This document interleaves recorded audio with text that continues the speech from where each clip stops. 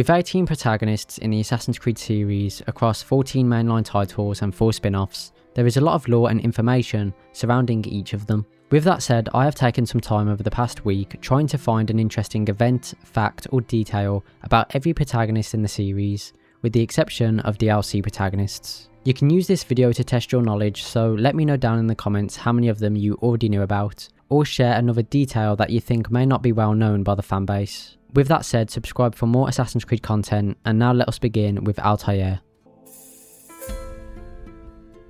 When people think about Altair's love life, they usually think of Maria Thorpe, but Maria wasn't actually Altair's first love. That title most likely belongs to a woman named Ada, a character who plays a major role in Assassin's Creed Altair's Chronicles. During the events of the game, Altair and Ada grow close and eventually make plans to leave everything behind. Wanting to escape the war between Assassins and Templars, they agree to flee together and start a normal life far away from the conflict. The plan was simple. Once Altair had dealt with Harash, an assassin who had defected to the Templars, the two would meet in the city of Tyre and escape by ship. Unfortunately though, things didn't go according to plan. Ada was captured by the Templars and placed aboard a ship. Altair raced to save her, but after defeating the leader, a man named the Basilisk, a ship that was set on fire prevented him from reaching her in time. When he finally made it back to shore, all he could do was watch as the ship carrying Ada disappeared into the distance. As it sailed away, Altair promised that one day he would find her. For days and nights he pursued the ship across the Mediterranean. Eventually he nearly caught up to it, but he was too late. The Templars had already executed Ada. When Altair finally found her, all he could do was hold her lifeless body in his arms. Her death haunted him for over a year, driving him on a relentless quest for revenge against every person involved in her murder. What's interesting is that even though many fans only know Ada from the spin-off game, she's actually referenced in the original Assassin's Creed. While preparing to assassinate Abu Nukud in Damascus, one of Altair's fellow assassins asks him about Ada, believing he's still searching for her. Altair doesn't respond, and the assassin unknowingly reassures him that he'll find her someday. Altair, my friend, my brother, it's been such a long time. Any news of Ada since she left? No. How sad. I'm sure you'll find her someday. She's also mentioned years later in Assassin's Creed 2. If you read page 7 of Altair's codex, you can find Altair writing about Ada himself. In the codex he says, "After that, I was certain I would never again feel for a woman as I had for her. I am fortunate to have been wrong." And so Ada was arguably one of the first women who truly had an impact on Altair's life. Now while Altair's fact was a tragic love story, Ezio's is a lot more destructive. Because during the events of Assassin's Creed Revelations, Ezio was responsible for destroying an entire city, or at least a large amount of it. But not only that, he potentially caused innocent people to die in the process. The city in question was Derinkuyu, an enormous underground settlement located in Cappadocia. When Ezio arrived there, he discovered that the Templars were using the city as a base of operations while searching for the keys to Altair's library. And so Ezio came up with a plan to force the Templars out into the open.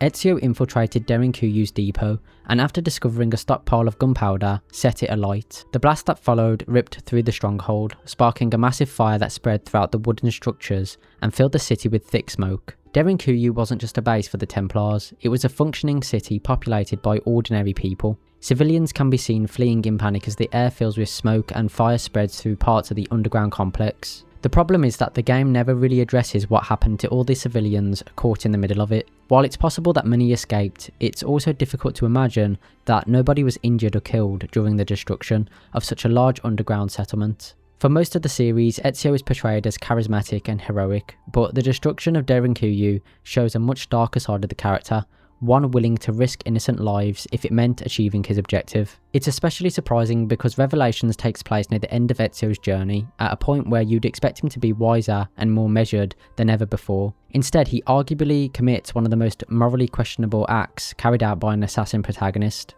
In fact, he outright breaks one of the core tenets of the Assassin's Creed itself: stay your blade from the flesh of an innocent. Now I know the tenet specifically mentions a blade, but it's pretty clear that the broader meaning is to avoid harming or killing innocent people altogether, regardless of the method. And considering the scale of destruction at Derinkuyu, it's hard to imagine that every civilian made it out unharmed. Throughout Assassin's Creed 3, Connor and Haytham's differing beliefs lead to countless arguments, an uneasy alliance, and eventually a final confrontation that ends with Connor killing his father.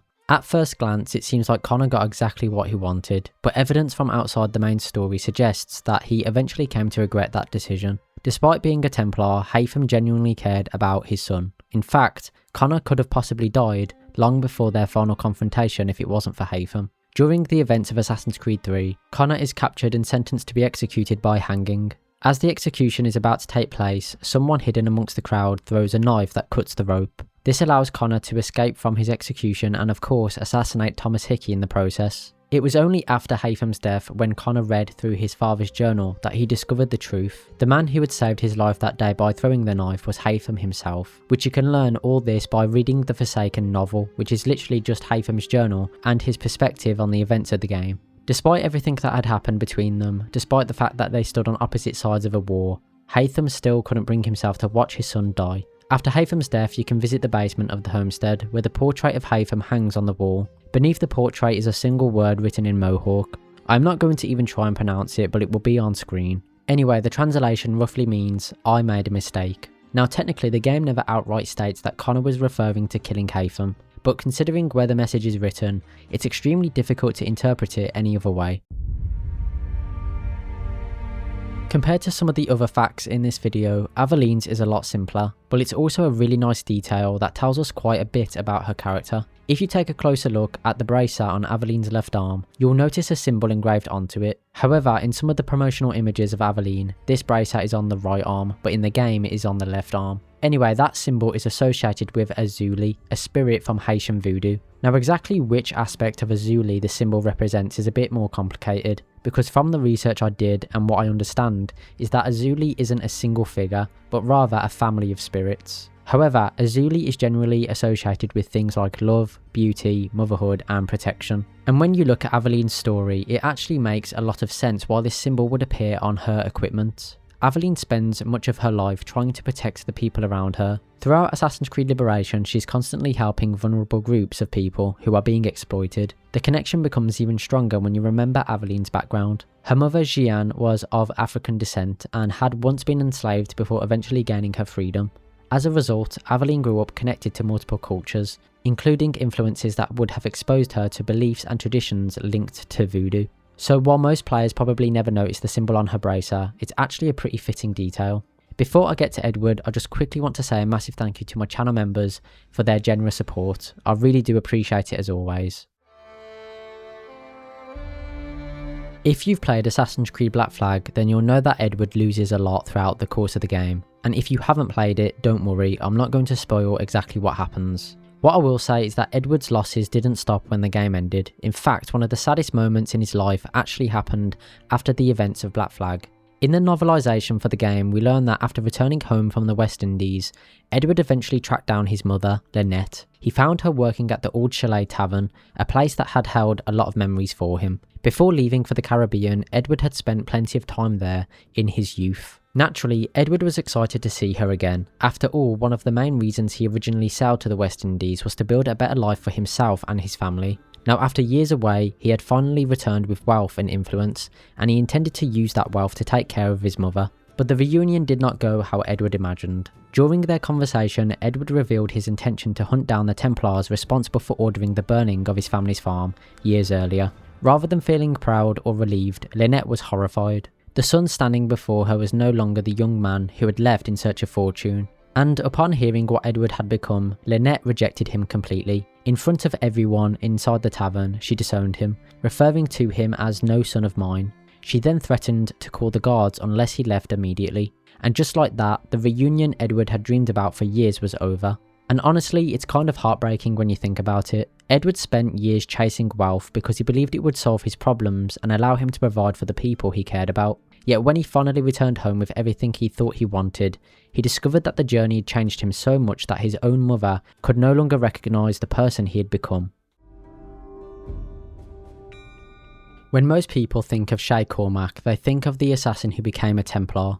After all, he's one of the few protagonists in the entire franchise to completely abandon the Brotherhood and dedicate himself to hunting his former allies. But what some fans may not realise is that Shay's impact on the Assassin-Templar war didn't end with him, because Shay didn't just train one generation of assassin hunters, he trained two. Over the years, Shay passed down his skills and knowledge to his family, training both his son and eventually his grandson, Cudgel Cormac. And by all accounts, Cudgel turned out to be a very capable student. Under Shay's guidance, he learned many of the same skills that had made his grandfather such a dangerous opponent. He mastered free running, learned how to use eagle vision, and eventually joined the Templar Order himself as an assassin hunter. He even inherited the famous Cormac air rifle. What's interesting is that we actually get to see the results of this training years later in the Last Descendants novel. In 1863, during a pursuit through New York City, Cudgel found himself chasing an assassin named Varius. As he raced across rooftops and through the streets, Cudgel reflected on the lessons taught to him by both his father and his grandfather. Eventually, he managed to catch his target and bring him down. But instead of killing the assassin, Cudgel made a surprising decision. After defeating Varius, he remarked that both his father and grandfather would have killed him. However, he chose to spare him. Not out of mercy, but because he believed that living with the humiliation of being defeated by a Templar was a worse punishment. It's a small moment, but it's also a fascinating glimpse into Shay's legacy. Long after the events of Rogue, the techniques, skills, and beliefs he had developed were still being passed down through his family. One thing I've always found interesting about Arno is that despite Unity ending in the 1790s, we actually know that he was still active as an assassin many years later. In fact, one of the latest events involving Arno that we know about took place around 1822. Sometime around 1822, Arno assisted the famous Egyptologist Jean-Francois Champollion in recovering a stolen rubbing of the Rosetta Stone. Now, if you're wondering why the assassins would even care about an ancient Egyptian artifact, the answer is actually pretty simple. Part of the Rosetta Stone contained sensitive information concerning the assassins. If the Templars got their hands on it and managed to decipher it, then that would not be ideal for the Brotherhood, so they wanted to make sure that didn't happen. Arno was sent to recover the stolen rubbing before the Templars could study it, and thankfully he succeeded. As a result, the Templars were denied access to the information hidden within the stone. What's really interesting though is when this mission likely took place. In real life, Champollion spent years trying to decipher Egyptian hieroglyphs before finally making his breakthrough on the 14th of September 1822. Less than 2 weeks later, on the 27th of September, he published his findings. Because of this, it's very likely that Arno's mission took place sometime during September of 1822, right before Champollion announced his breakthrough to the world. And when you stop and think about that, it's actually kind of crazy. The main story of Assassin's Creed Unity ends in 1794. Dead Kings takes place shortly afterwards, yet this mission occurs roughly 20 years later. By this point, Arno would have been around 54 years old, making him one of the oldest protagonists we've ever seen actively carrying out assassin missions, which is always something that I find crazy when I think about it. I will admit, I did struggle a little when it came to finding a lesser known fact about Shao Jun, so instead I've gone with one that's a bit more well known, but still really interesting. And that's the fact that Shao Jun is often credited with inventing the rope dart, or at the very least, the version of the rope dart that we see used throughout some of the older Assassin's Creed games. If you've played some of the older games, you'll probably already know the weapon I'm talking about. It's essentially a blade attached to a long rope that can be used to pull enemies, perform assassinations from a distance by hanging the target, and in some cases even help with traversal. For Shao Jun, however, it was much more than just a weapon. She used the rope dart in ways that were honestly kind of insane. Whether it was used to help her traversal or eliminating enemies from unexpected angles, Shao Jun had mastered the weapon to a level that very few assassins ever managed to replicate. Following her encounter with Ezio, Shao Jun eventually introduced the rope dart to other branches of the Assassin Brotherhood, and over time the weapon spread far beyond China. By the 18th century, rope darts had become common tools among the assassins of both the West Indies and the colonial brotherhoods. Some of the most notable users include Edward, Adewale, Shay, and Connor. So in a way, one of Shao Jun's inventions ended up influencing several protagonists that we've already talked about in this video. What's crazy though is that, despite all of them using the weapon, none of them seem to have used it quite as effectively as Shao Jun herself. They primarily used it as a combat tool. Shao Jun, on the other hand, practically treated it as an extension of her own body.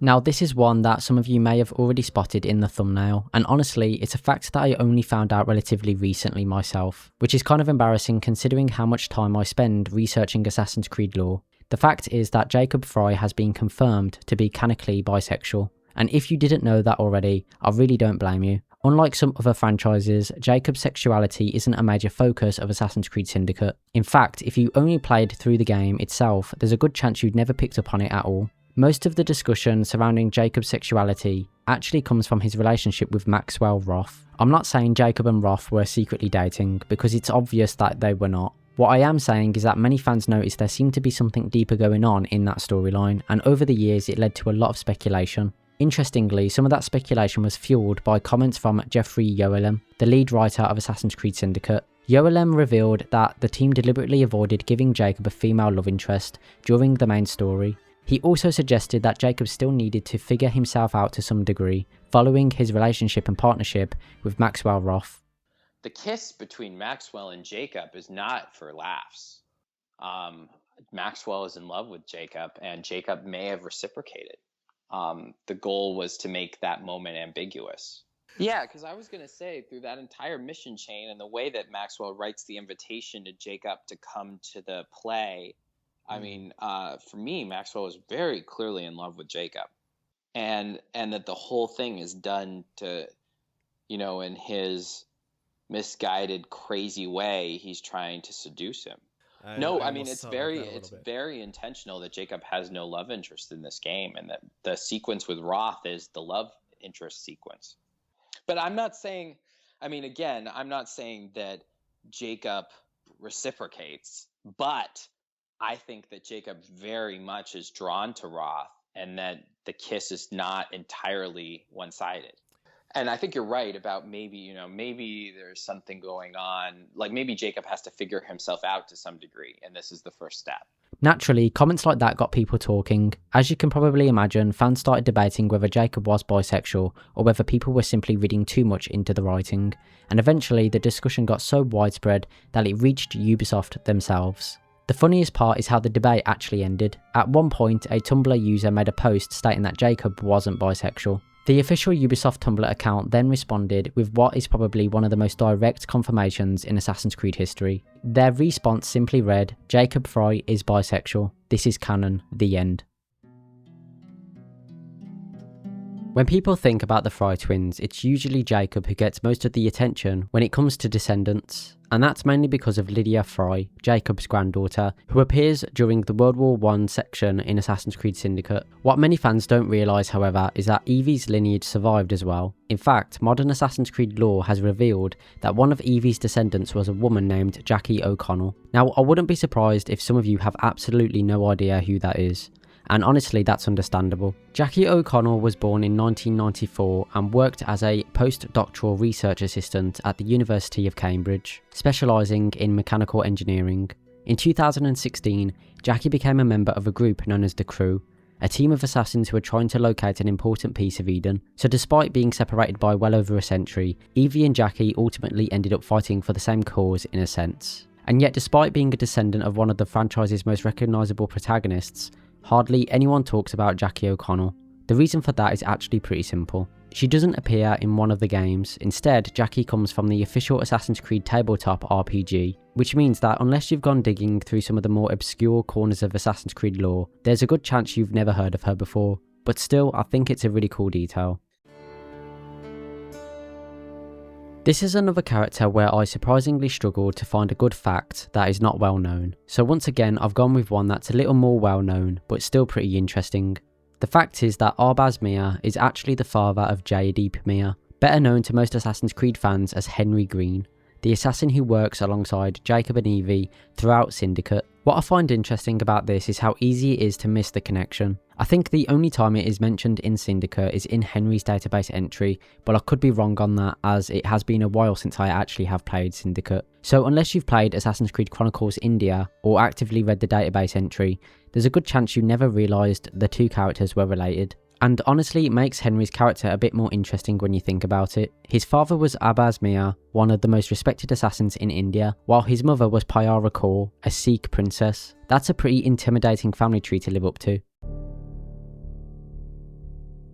Okay, so this next fact is so random that when I found out about it, I knew I had to include it. Because somehow Nikolai Orelov ended up getting a skin in Minecraft. Specifically, on the 31st of July 2013, Skin Pack 5 released for the Xbox version of Minecraft. The pack contained 45 different character skins, with some being from different gaming franchises. And among those 45 skins were 3 Assassin's Creed characters. The first was Aveline, the second was Edward, which made perfect sense considering Black Flag was releasing later that year. But the third character was Nikolai Orelov. Don't get me wrong, I like Nikolai as a character, but by 2013 he was a pretty obscure protagonist. At that point, the only Assassin's Creed media featuring him was Project Legacy, as well as the Thor and the Chain comics, and those stories had already been out for a while by then. So unlike Edward, it doesn't seem like Ubisoft was using the skin to promote an upcoming game or comic, which raises the obvious question, why Nikolai? Although when you think about it, there may have simply not been that many options available at the time. By 2013, the only main protagonists were Altair, Ezio, Connor, Edward and technically Aveline. Altair, Ezio and Connor had already been included in Skin Pack 4 the year before, so if Ubisoft wanted to include another Assassin's Creed protagonist alongside them, the list was actually pretty short. So I am actually surprised that a popular support character like Mario or even Cesare was not added instead. When people think about Bayek and Aya, they're usually remembered as one of the most important couples in Assassin's Creed history. After all, the two of them would go on to lay the foundations for what eventually became the Assassin Brotherhood itself. But what many fans may not know is that Bayek's father wasn't exactly thrilled about their relationship. Bayek's father, Sabu, disapproved of Aya from the very beginning, and his concerns had very little to do with Bayek himself, but instead they were more centred around Aya. You see, Aya had always dreamed of living in Alexandria, unlike Bayek, who was deeply connected to the traditions and culture of Siwa, and Sabu recognised this difference immediately. He worried that Bayek's future with Aya would pull him away from the teachings and values he had spent years trying to pass down to his son. He was also concerned about Aya's mixed heritage, and feared that it would ultimately corrupt those teachings. As a result, he never fully approved of the relationship. I find it fascinating that one of the founders of the Hidden Ones could have had a father-in-law problem before any of the events of Origins had happened. Kassandra is one of those characters where the fact is a little complicated, but also really interesting once you break it down. Kassandra is a direct Isu-human hybrid. I have seen people say she isn't a hybrid, but rather a tainted one, but from my understanding, the term tainted one is just a derogatory title given by the Order of the Ancients to Isu human hybrids. Anyway, unlike someone like Ezio, who is descended from people with enough Isu DNA to use equal vision, Kassandra is much closer to the source. She isn't just carrying a trace amount of Isu ancestry through generations and generations of descendants. She's directly descended from the Isu themselves. Now, the exact amount of Isu DNA Kassandra has is up for debate. I've seen estimates that put it anywhere between 5% and 30%, which is a pretty huge range if you think about it. So the exact number is something we may never know for sure. But what we do know is that she almost definitely has more Isu DNA than any other main protagonist in the series. But there might be 2 potential exceptions. Characters like Basim and Eivor are kind of in their own category because of the whole reincarnation thing with Loki and Odin. So depending on how you look at it, Kassandra could have more, less, or roughly the same amount of Isu influence as them. But let me know what you think in the comments. I originally thought she would have a massive amount of Isu DNA, but these days I feel like she slightly has less than Sage's, so around 5%. So obviously, Eivor can be brutal in combat as we've seen in Valhalla, but there's one moment from the Songs of Glory prequel comic that really highlights a different side of her character. The event takes place before the main story of Valhalla.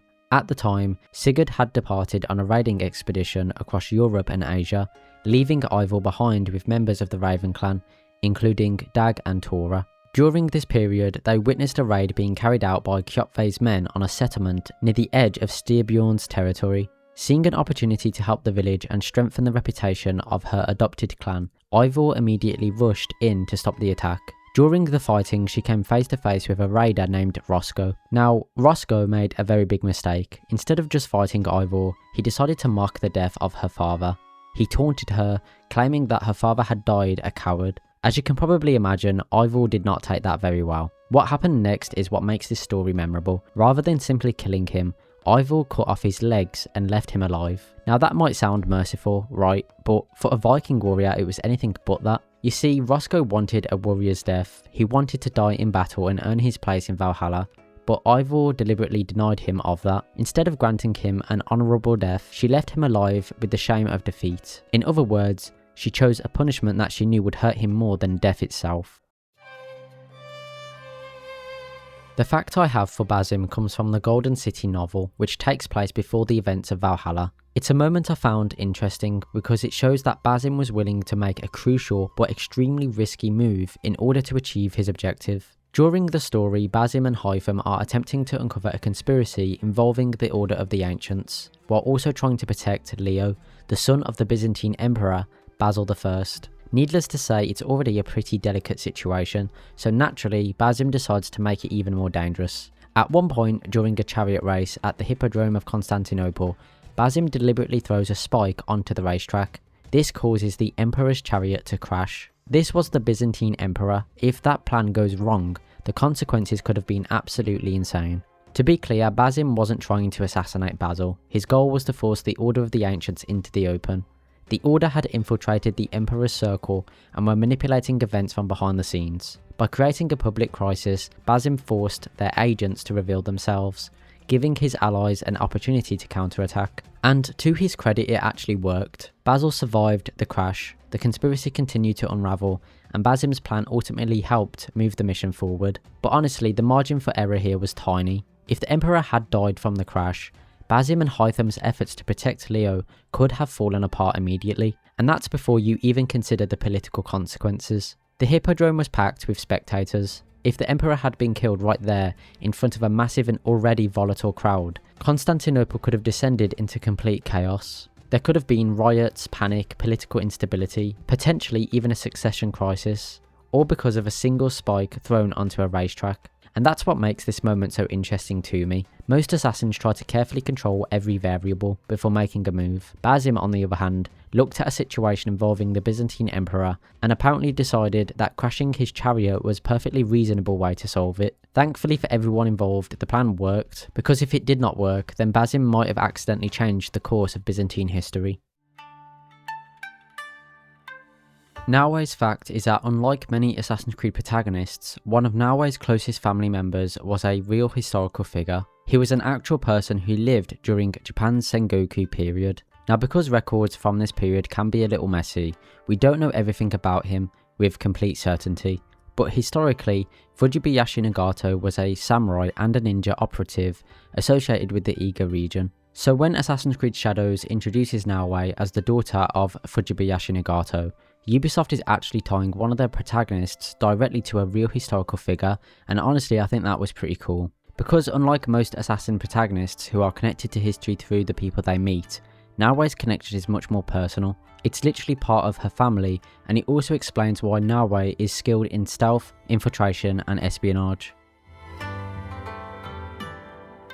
For Yasuke, I've gone with something that is pretty much well known, because much like a couple of the other protagonists in this video, I struggled to find a fact that wasn't already widely discussed. Anyway, out of every Assassin's Creed protagonist we've ever played as, Yasuke is the only one who's directly based on a real historical figure. Now obviously, this version of Yasuke isn't a perfect recreation of the historical person. This is still an Assassin's Creed game at the end of the day. There are fictional elements added to his story, connections to the wider Assassin's Creed universe, and events that were created specifically for the game, but the foundation of the character is still a real man who actually existed. Unlike Altair, Ezio, Connor, Edward, Bayek, or pretty much every other protagonist in the series, Yasuke wasn't created from scratch by Ubisoft. He's based on a historical figure who lived during Japan's Sengoku period and served under Oda Nobunaga. Historical records surrounding him are fairly limited, which is one of the reasons why so many questions about his life still exist today. We know he arrived in Japan from overseas, entered Nobunaga's service, and became a notable figure within his household. But beyond that, there are still plenty of gaps that historians continue to debate. And that is one cool detail or fact about every protagonist. I just want to say thank you again to my channel members for your support. I really do appreciate it. Also, thank you to everyone for watching the video. I really hope you enjoyed it and have a great rest of your day.